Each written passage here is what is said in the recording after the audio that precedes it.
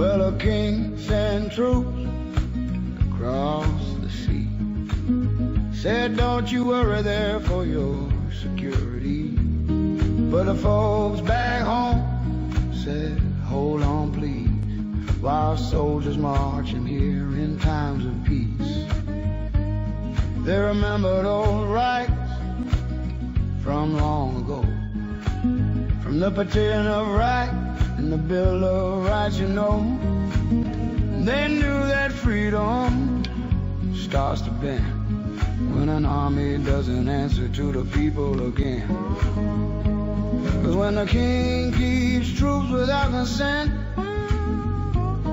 it's a sign of power that was meant. Standing in our streets in a time of peace and out of liberty roads. But the people never said yes, then the danger only grows. 'Cause a standing army without our say can't push our rights away. So the folks stood tall and said, consent's the only way.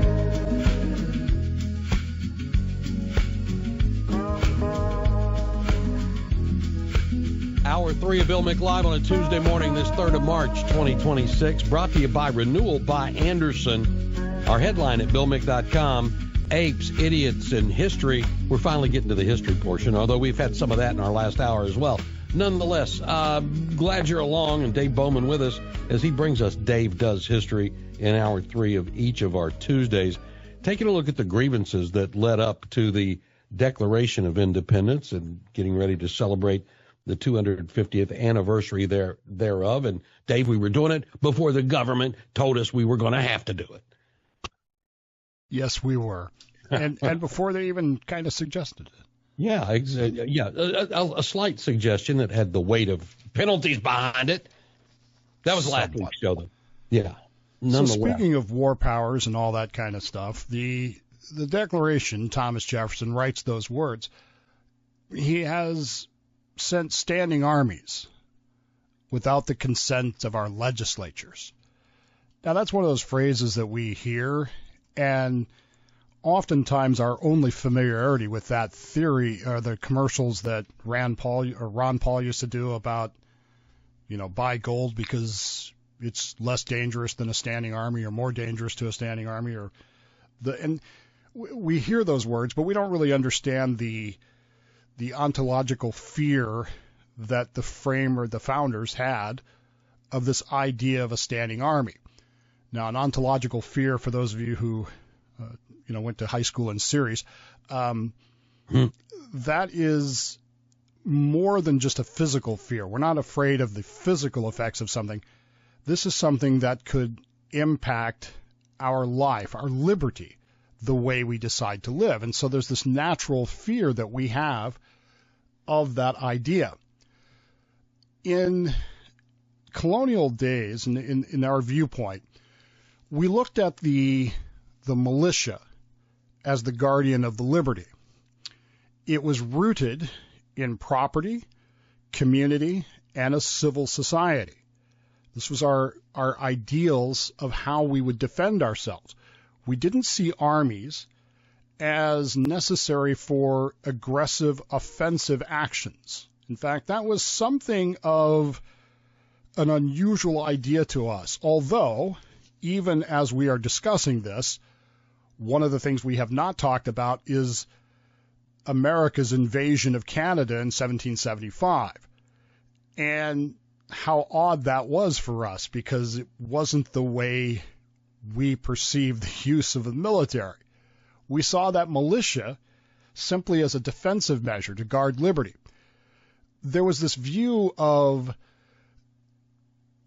that was deeply tied to the community. Samuel Adams warned that soldiers were apt to consider themselves as a body distinct from the rest of the citizens if they were allowed to become, a professional standing army. They would see themselves as differently.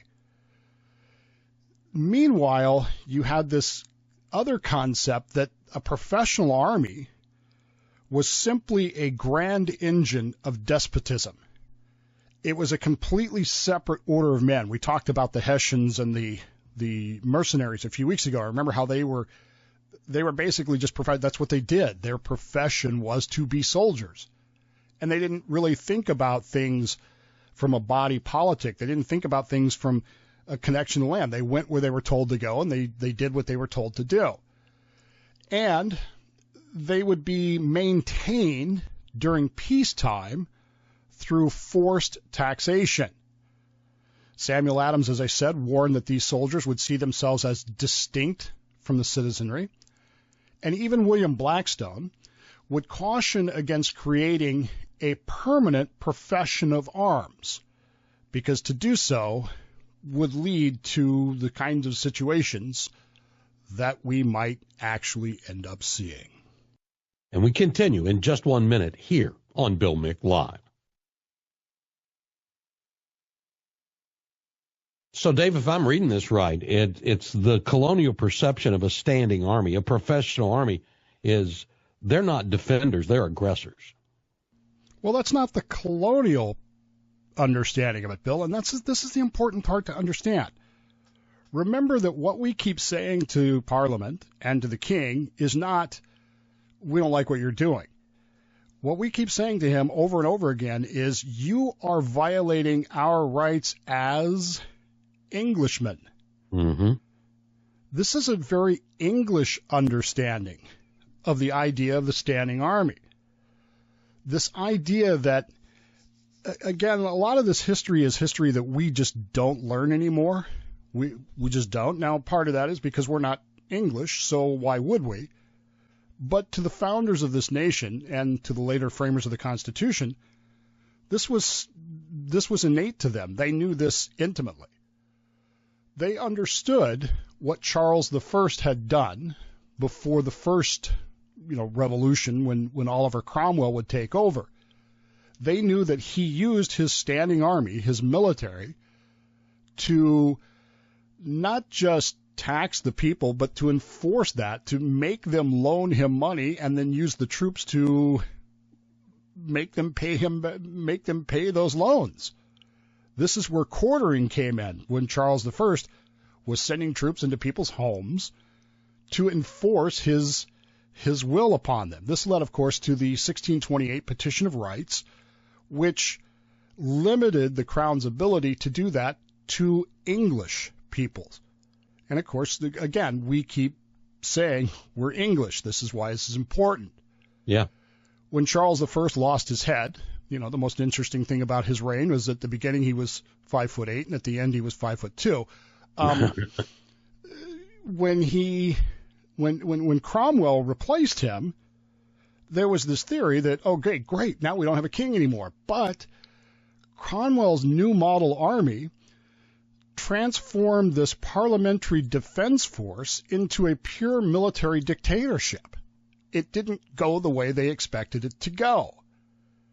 And in 1697, John Trenchard would write that the British Constitution, the English Constitution, must either break the army or the army will destroy the Constitution, one of the two, which, of course, leads to the restoration of the monarchy, but this time we're going to put some rules on it, which James II immediately starts ignoring.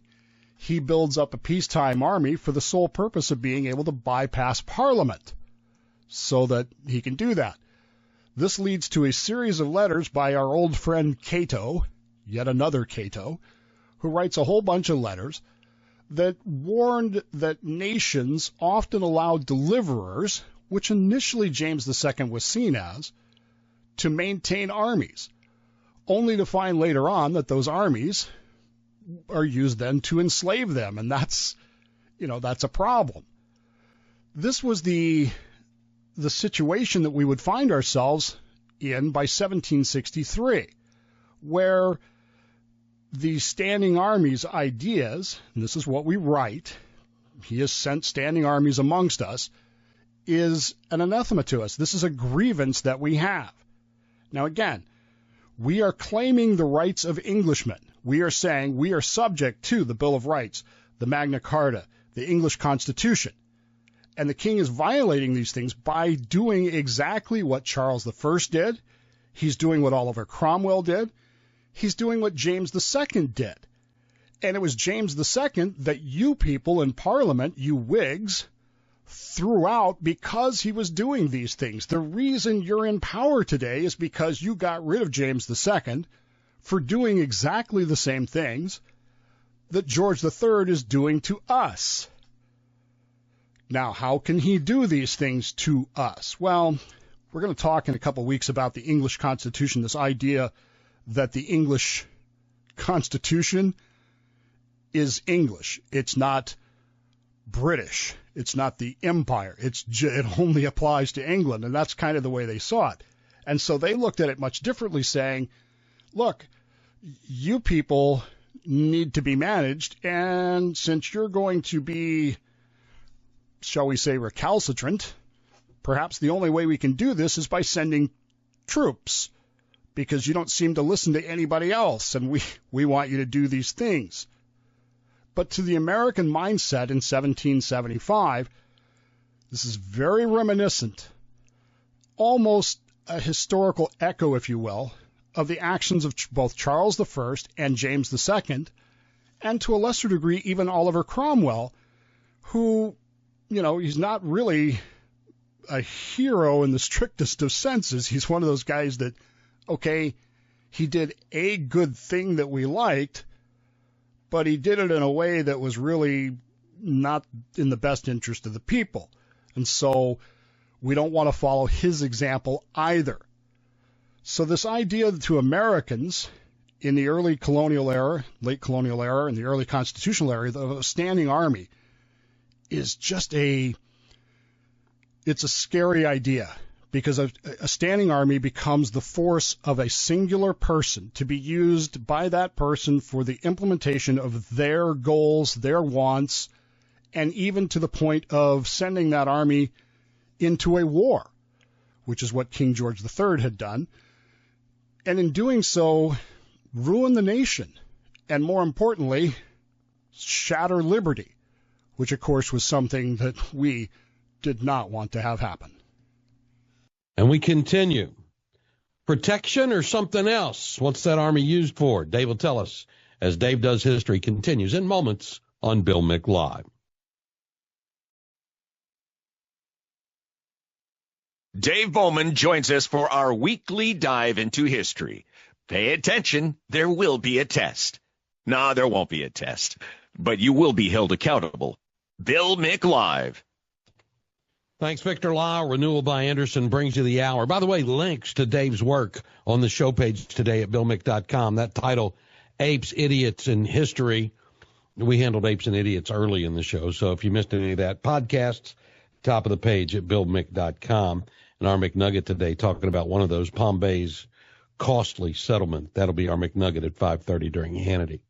So, Dave, the English history of the Army's use and purpose seems to be shifting, and the colonists are saying, we got a problem with what's happening here. We have a problem with this because, again, this standing army is a threat to our liberty as Englishmen, and that in and of itself should be enough to cause us concern. It's also something that perhaps we should be thinking in terms of today. But how often are we? Mm-hmm. In 1763, the end of the 7 Years' War, as we call it, the French and Indian War, had left Britain, the nation of Britain, 122 million pounds in debt. Now, that doesn't sound like much, realistically speaking, but in today's language, you're probably talking somewhere between $17 and $20 billion worth of debt in our money. That debt was seen by the Parliament of Britain as, a huge problem. Their reaction to that, as we've talked about before, was to say, well, this entire war was fought for the benefit of the colonies in America, to get the French out of North America, to secure that land, all those kinds of things. And so they should pay for this. And pulling a page right out of Charles I, They sent 10,000 British troops to the colonial America to, quote unquote, protect Americans from whatever. Of course, the reality is this isn't protection. This is coercion. This is quartering. This is, you are sending these 10,000 troops here solely to enforce your will upon us to raise somewhere around $200,000 a year in tax, 200,000 pounds, sorry, in taxes, and force us to compensate you for your war. You know, again, there are a lot of other issues that are involved here. We don't even talk about the East India Tea Company and how it impacted all of this stuff and the reason why we don't drink tea anymore. This idea then expands itself because with the proclamation of 1763, the king said, all this new land that we have just won, you cannot occupy. And so he drew that line at the crest of the Appalachians, which cost a lot of investors, including George Washington, money. And the military quickly became a barrier to American prosperity rather than a shield against, foreign enemies. This isn't what you're trying to do. It's that military enforcement of that proclamation line that caused a lot of problems. Not only was it difficult and expensive, because really, how do you stop Americans from doing things? I mean, we tend to just do stuff. The Army, though, was sent to enforce that line. And so it was seen as just another way of the British enforcing their ideas by using a standing army against the colonies. So the protector becomes occupier, Dave, and we got a problem. More than that. By 1765, the king, the parliament have passed a quartering act, particularly in New York State, New York, the colony, which mandated that the colonies provide barracks, inns, specific for provisions, firewood, bedding, salt, vinegar, small casks of beer, cider, and rum for these troops. You will not only pay for those taxes. You all want drunk soldiers around. Yeah, of course. Yeah. Of course, New York they balked at this and said, no, we're not doing. The colonial legislature refused to comply, which led to the Parliament passing the New York Restraining Act in 1767, which was the British government viewing military necessity to shut down New York. And this is one of the other things that Jefferson writes about. He has suspended and disbanded our assemblies. It has, he's taking over these things and now he's using a standing army to do that. In Britain's eyes, in England's eyes, military necessity trumped representative government. Well, if that's not an ontological threat to liberty, what is? Mm-hmm. Now, we run into this idea of a social collision in all of this. There's, for lack of better phrasing, there's a 4-quadrant framework here that we're going to look at. There's a competition for labor. The soldiers were poorly paid. They had a lot of off-duty time, and so they began to moonlight for extra cash, and that undercut local people from being able to get jobs. They were seen as being servile by these troops. The civilians were constantly under surveillance by profane, drunk soldiers who were brutally disciplined by the lash, which created an environment characteristics of an army of slaves. Then you've got this 3rd quadrant, which is judicial impunity. The troops themselves could be accused of a crime, but they were protected by the military by using military courts and mock trials that were independent and superior to the civilian authorities. Does that sound familiar? That's also in the Declaration of Independence. Mm-hmm. And, of course, there's physical violence.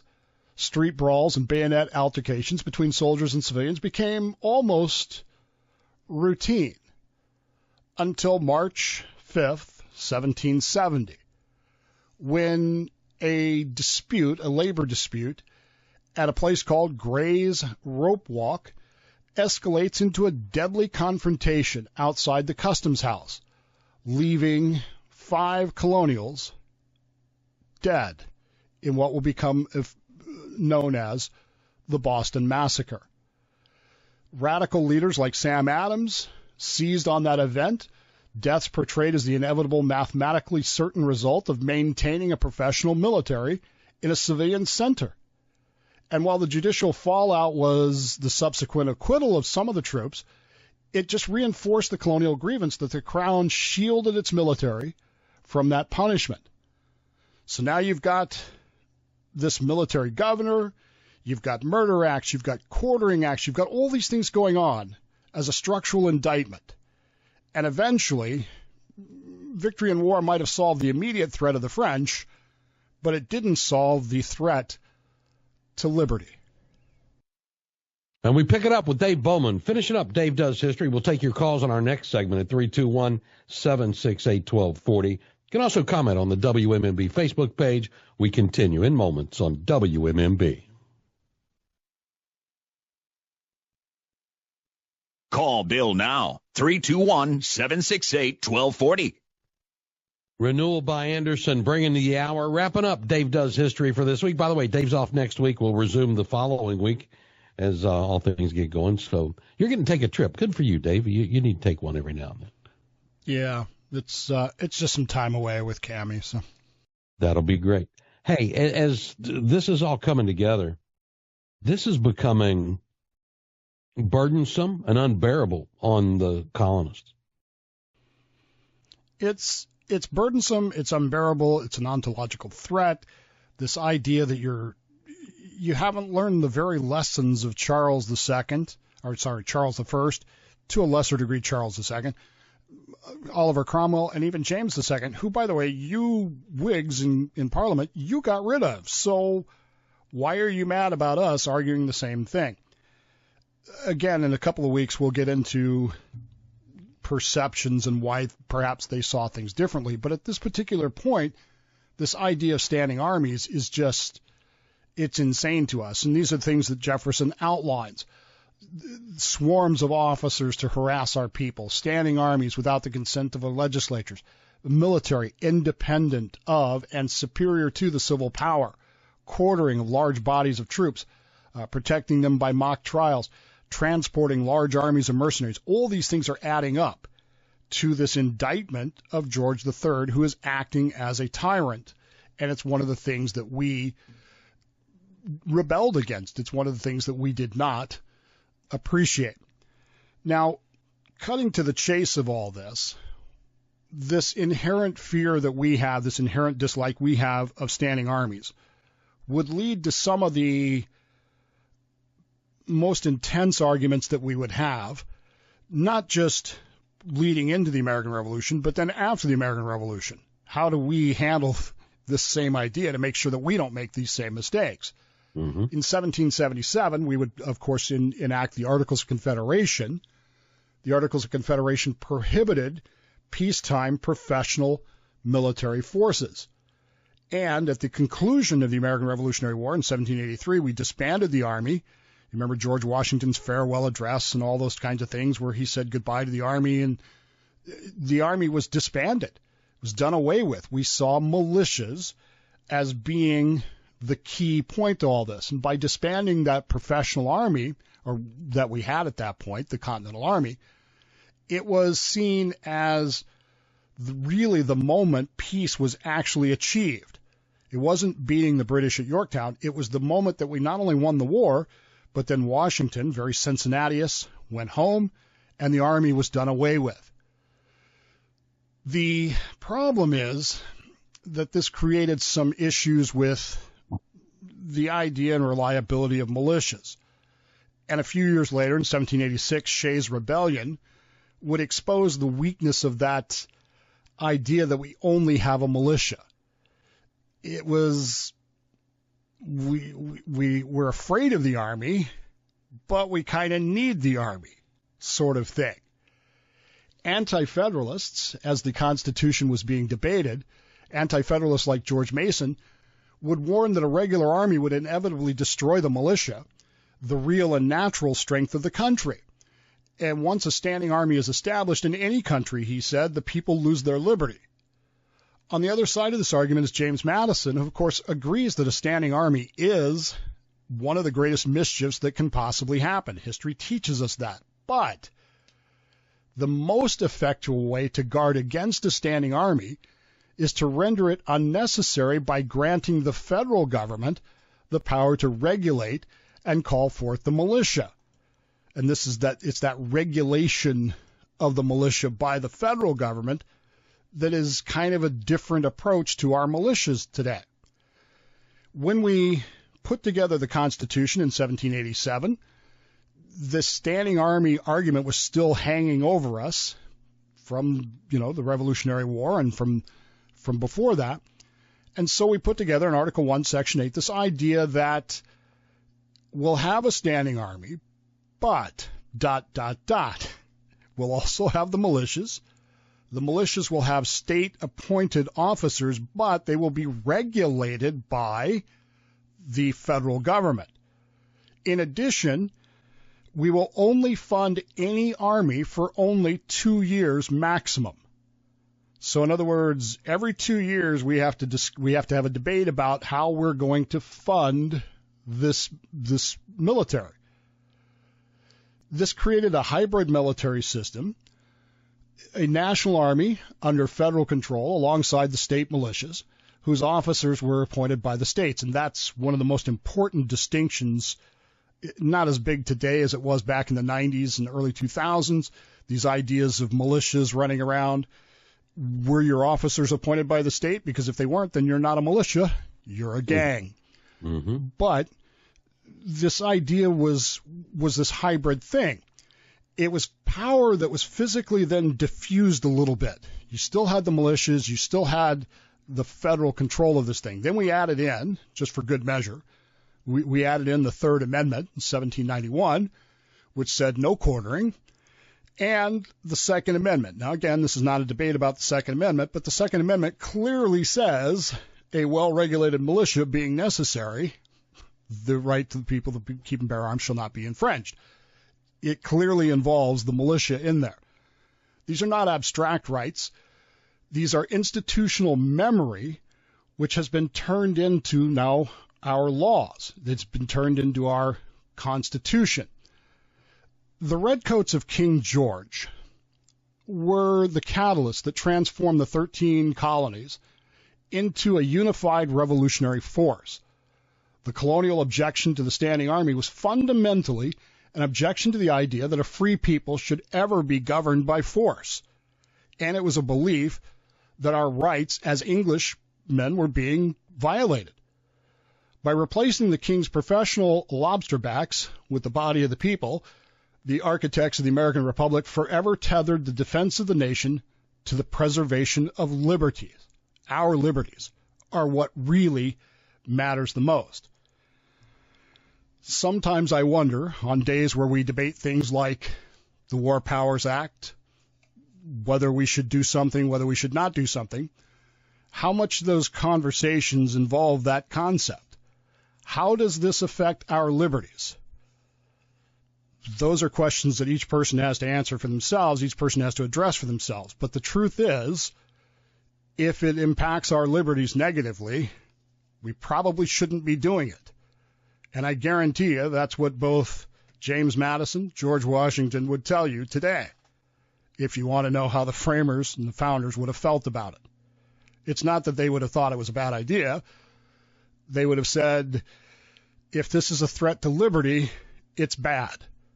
And it's not what we fought for. And we get to your calls momentarily, 321-768-1240 if you want in.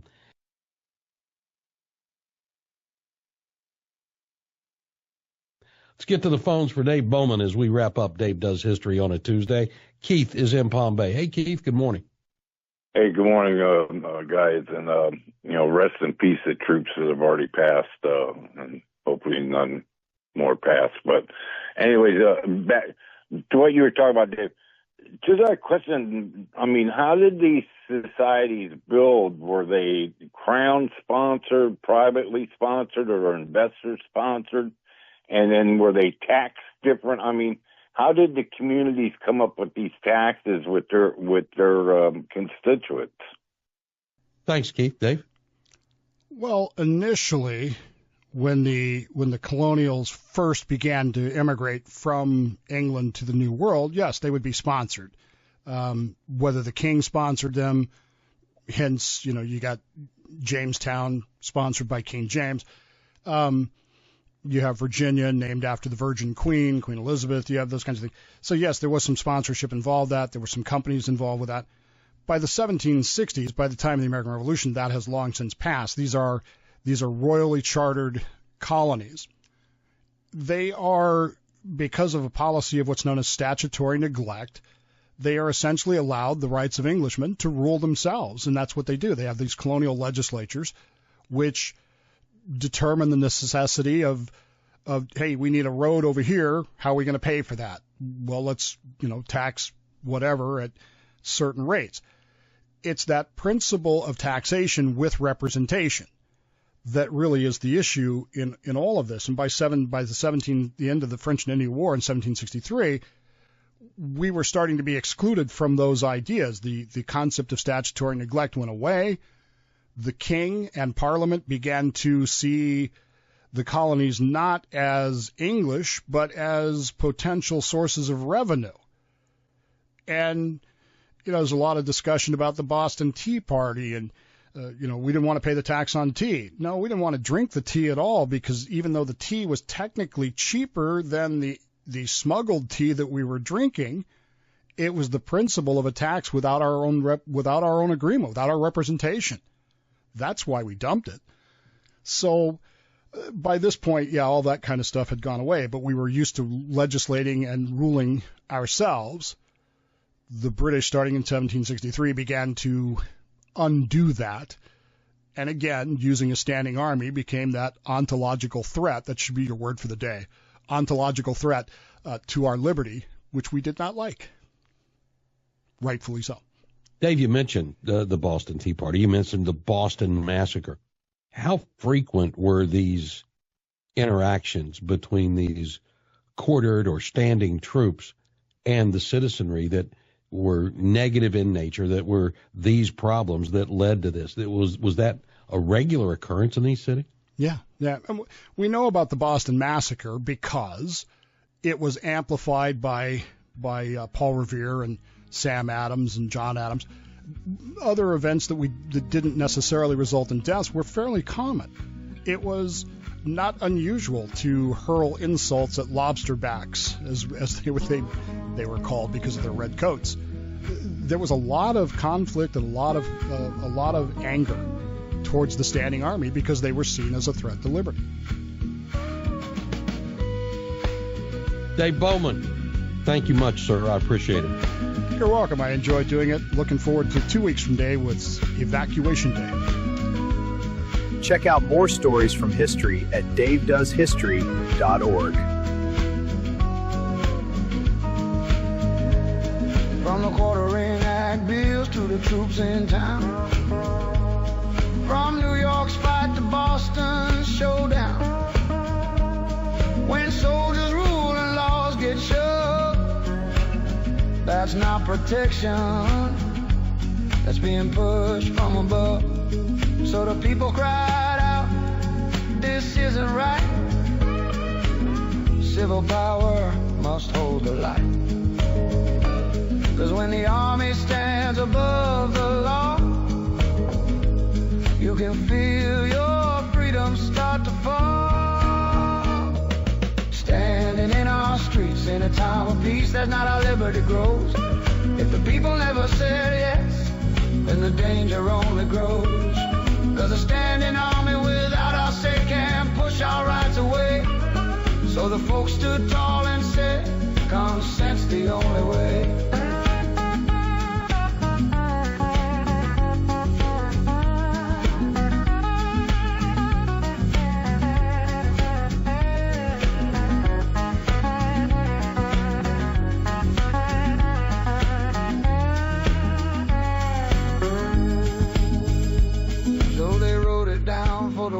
see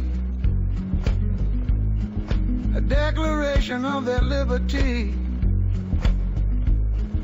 No more armies without our voice, 'cause government comes from the people's choice. And later on, when the nation formed,